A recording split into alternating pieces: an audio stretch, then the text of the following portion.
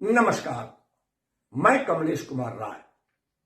पूर्वांचल विद्युत प्रबंधन द्वारा पिछले दिनों वाराणसी के एक फर्जी पीडी मामले में एक अधिकारी और एक कार्यालय सहायक को निलंबित कर एक कड़ा संदेश देने का प्रयास किया गया है।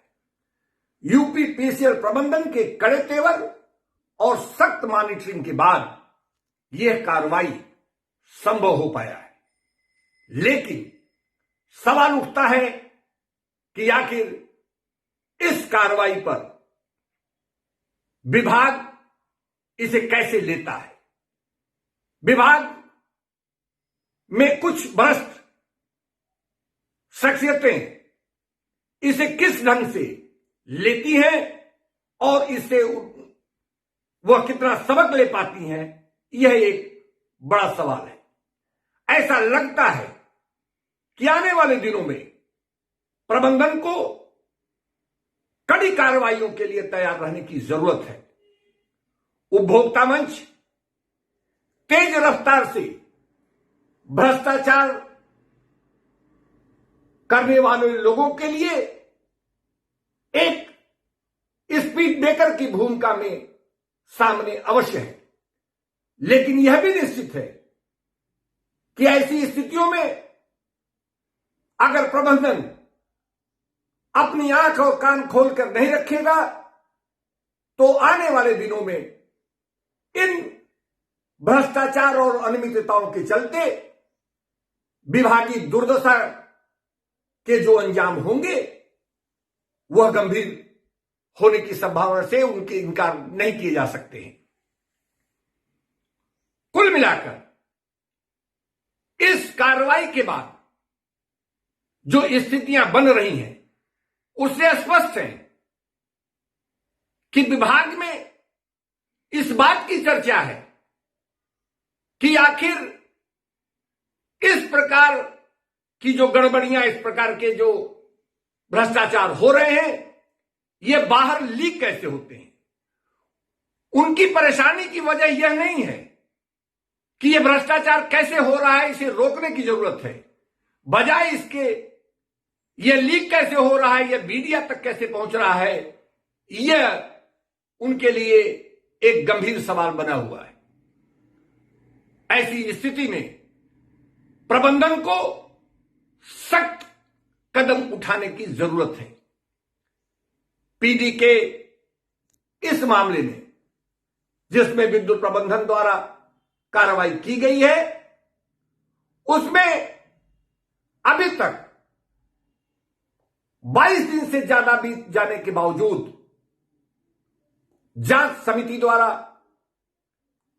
गायब दस्तावेजों के बारे में कोई प्राथमिकी दर्ज नहीं कराई जा सकी है। यह एक गंभीर सवाल है, क्योंकि यह जरूरी नहीं कि केवल संबंधित यह पीडी जिसका उजागर किया गया है इसी से संबंधित कागजात गायब हो। संभव है विभाग में और जो पीडियां की गई हैं उससे भी संबंधित दस्तावेज गायब किए गए हों। ऐसी स्थिति में प्राथमिकी तत्काल प्रभाव से दर्ज करने की जरूरत थी, लेकिन किन परिस्थितियों में आज तक एफआईआर दर्ज नहीं कराई जा सकी है, यह एक चिंता का विषय जरूर है। वहीं दूसरी तरफ डायरेक्टर कमर्शियल के इस संस्तुति के बाद भी कि यह एक संवेदनशील मामला है, इसमें तमाम और गड़बड़ियों की संभावना हो सकती है। ऐसी स्थिति में सतर्कता अधिष्ठान से इसकी जांच करा लेने की जरूरत है। एक वरिष्ठ अधिकारी की इस संस्तुति के बावजूद कि सतर्कता अधिष्ठान से जांच की आवश्यकता है, प्रबंधन इस पर क्यों चुप्पी साधे हुए है, यह समझ से परे है। क्या प्रबंधन को ऐसा लगता है कि अगर सतर्कता अधिष्ठान इन गड़बड़ियों की जांच करने लगेगा तो तमाम वह लोग जो इस जांच प्रक्रिया से दूर हैं, जो इन गड़बड़ियों से छिपे बैठे हुए हैं, वह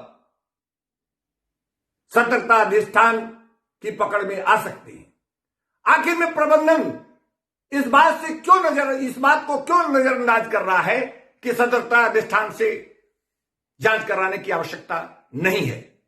उपभोक्ता मंच पहले भी कह चुका है कि आईपीसी प्रावधानों के तहत सतर्कता अधिष्ठान या पुलिस ही इस बात के लिए अधिकृत है कि वो संबंधित आईपीसी प्रावधानों के तहत जांच कर सके। लेकिन जांच कमेटी आखिर में न तो एफआईआर करा रही है और न ही विद्युत प्रबंधन इसे सतर्कता अधिष्ठान को ही सुपुर्द करने को तैयार है। वहीं दूसरी तरफ सूत्रों से प्राप्त जानकारी के अनुसार तमाम ट्रेड यूनियन के लोग प्रबंधन की घेराबंदी कर रहे हैं। उनका मानना है कि सहायक कर्मी कर्मकार के साथ उत्पीड़न किया जा रहा है। उपभोक्ता मंच भी उनकी इस बात से सहमति व्यक्त करते हुए यह कहना चाहेगा कि यदि ट्रेड यूनियन यह मानते हैं कि उनके एक साथी का उत्पीड़न किया जा रहा है, ऐसी स्थिति में भी यह आवश्यक है कि इसे सतर्कता अधिष्ठान को सुपुर्द कर दिया जाए, क्योंकि किसी का भी उत्पीड़न करना वाजिब नहीं माना जा सकता है। ट्रेड यूनियन की इस बात से भी उपभोक्ता मंच सहमत है कि पीडी करने के लिए शहरी चतुर्थखंड में 2 उपखंडों के लिए अलग अलग 2 कर्मचारियों को नामित किया गया था। बावजूद इसके पीडी जिसको काम करने के लिए अधिकृत नहीं था, वह व्यक्ति पीडी किस अधिकार से उससे कराया जा रहा था और वह किस अधिकार से कर रहा था। यानी कर्मकार को पीडी करने के लिए चतुर्थखंड में कोई अधिकार नहीं दिया गया था। उसको जो कार्यालय ज्ञापन है उसके हिसाब से खंड से संबंधित 2 खंडों के लिए 2 अलग अलग बाबुओं को अधिकृत किया गया था। बावजूद इसके सारी पीडी जिसको कह सकते हैं लगभग अधिकांश पीडी कर्मकार के द्वारा की जाती थी। आखिर में यह एक और बड़े घोटाले और गड़बड़ियों की तरफ संकेत करता है। एक तरफ अधिकारी दूसरे को अधिकृत करते हैं पीडी करने के लिए और एक तीसरे आदमी से पीडी कराया जाता है। यह एक बड़ा घोटाला हो सकता है, यह बड़ा स्कैम है। यह पहले भी उपभोक्ता मंच कह चुका है कि यह एक सामान्य घटना नहीं है, इसे गंभीरता से लेने की जरूरत है और विद्युत प्रबंधन को निश्चित रूप से इस पर तत्काल प्रभाव से एफआईआर करने के साथ साथ संपूर्ण मामले को सतर्कता अधिष्ठान को सुपुर्द करना ही होगा। तभी सारी चीजें दूध का दूध और पानी का पानी हो सकता है। आज तक संबंधित अलमीरा खोली गई, लेकिन उसमें लाकर को आज तक नहीं खोला जा सका है। आखिर में कौन सी स्थितियां हैं? 2 अधिकारी जो हालांकि वह जांच समिति के सदस्य नहीं थे, किन परिस्थितियों में जांच समिति के अध्यक्ष ने उन्हें अधिकृत किया था, यह अपनी जगह एक बड़ा सवाल है। लेकिन अलमीरा से 3 दिन तक छानबीन करते रहने वाले अधिकारी संबंधित तिजोरी को आज तक खोल नहीं पाए।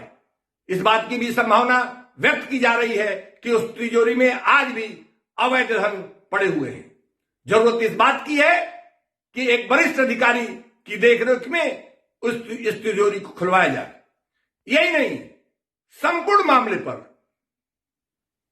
विस्तार से जांच कराने के लिए सब कुछ सही दिशा में चले और भविष्य में इस प्रकार की गड़बड़ियां न हो, इसके लिए हम फिर से दोहराना चाहेंगे कि विद्युत प्रबंधन को सतर्कता अधिष्ठान से जांच कराने के में कोई गुरेज रखने की जरूरत नहीं है। निश्चित रूप से यह विभागीय हित में होगा। यह सरकार, विभाग और आम आदमी की इच्छा के अनुरूप उनके बेहतरी के लिए यह एक सार्थक प्रयास माना जा सकता है। उपभोक्ता मंच के लिए आज बस इतना ही।